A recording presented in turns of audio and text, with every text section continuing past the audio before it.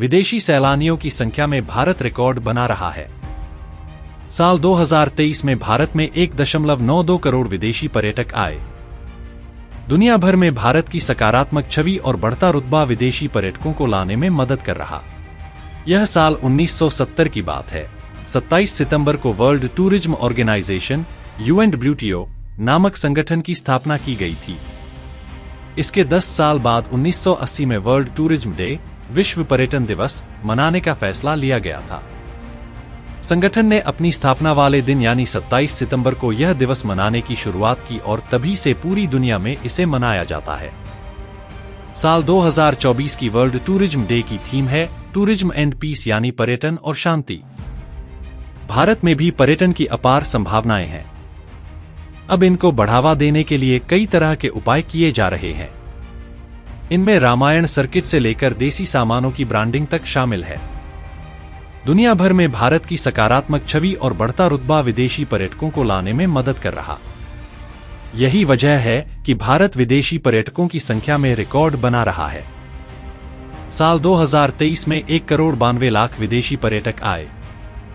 वहीं 2022 में 85,87,000 और 2021 में 10,54,000 विदेशी सैलानी आए थे।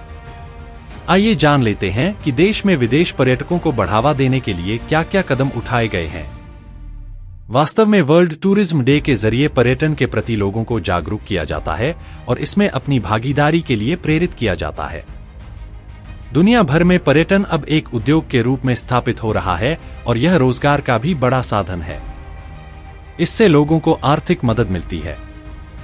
इतना ही नहीं, इसके जरिए सामाजिक, सांस्कृतिक, राजनीतिक और आर्थिक समृद्धि की राह भी खुलती है। पर्यटन कई संस्कृतियों और स्थानों को भी जोड़ता है। स्वदेश दर्शन योजना की शुरुआत। भारत में पर्यटन को बढ़ावा देने के लिए केंद्र सरकार की ओर से एक योजना शुरू की गई है। इसे नाम दिया गया स्वदेश दर्शन योजना। Union ministry of tourism and culture की ओर से साल 2014 से 15 में शुरू की गई इस योजना का उद्देश्य विश्वगत पर्यटन सर्किट का एकीकृत विकास है। इसके जरिए भारत में पर्यटन की क्षमता को बढ़ावा देना, विकसित करना और उसका दोहन करना है। स्वदेश दर्शन योजना के तहत केंद्रीय पर्यटन मंत्रालय इन विश्वगत सर्किट के विकास के लिए अलग अलग राज्य सरकारों और केंद्र शासित राज्यों के प्रशासन को वित्तीय सहायता भी देता है। 15 सर्किट में शामिल है रामायण सर्किट। स्वदेश दर्शन योजना की परिकल्पना इसलिए की गई जिससे स्वच्छ भारत अभियान, स्किल इंडिया और मेक इन इंडिया जैसी दूसरी योजनाओं के साथ तालमेल स्थापित किया जा सके।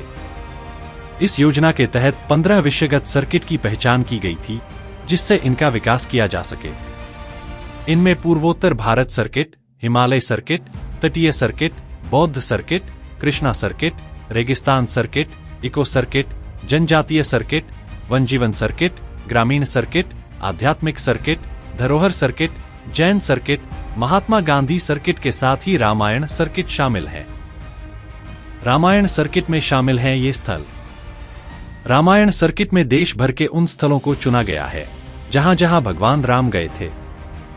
इनमें अयोध्या, श्रृंगवेरपुर, चित्रकूट, यूपी, सीतामढ़ी, बक्सर और दरभंगा, बिहार, चित्रकूट, मध्य प्रदेश, नंदीग्राम, पश्चिम बंगाल, महेंद्रगिरी, ओडिशा, जगदलपुर, छत्तीसगढ़, भद्राचलम, तेलंगाना, रामेश्वरम, तमिलनाडु, हम्पी, कर्नाटक और नासिक नागपुर, महाराष्ट्र शामिल हैं।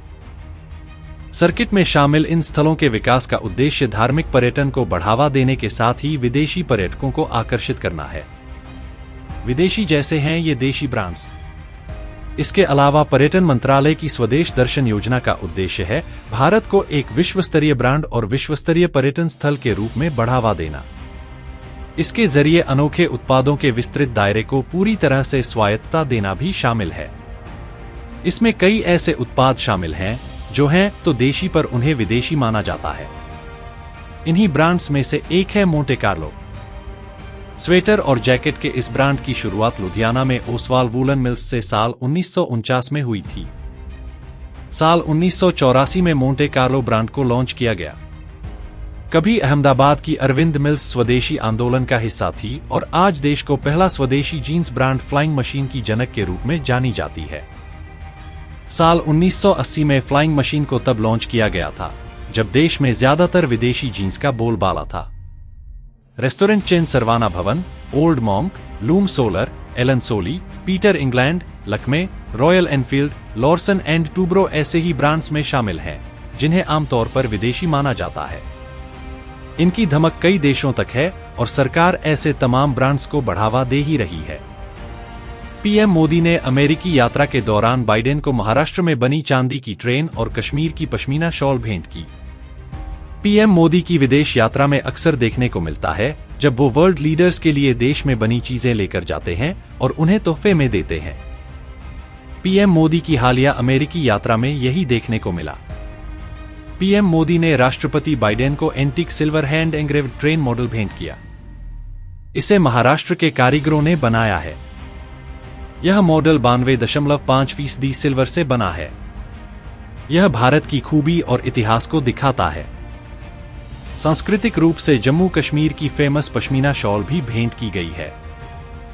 तो दोस्तों, अगली वीडियो में फिर मिलते हैं कुछ और इंटरेस्टिंग फैक्ट और न्यूज के साथ। अगर आपको वीडियो पसंद आए तो लाइक, शेयर और सब्सक्राइब जरूर करें और अगर आपको किसी और विषय के ऊपर वीडियो चाहिए तो कमेंट में जरूर बताएं। धन्यवाद।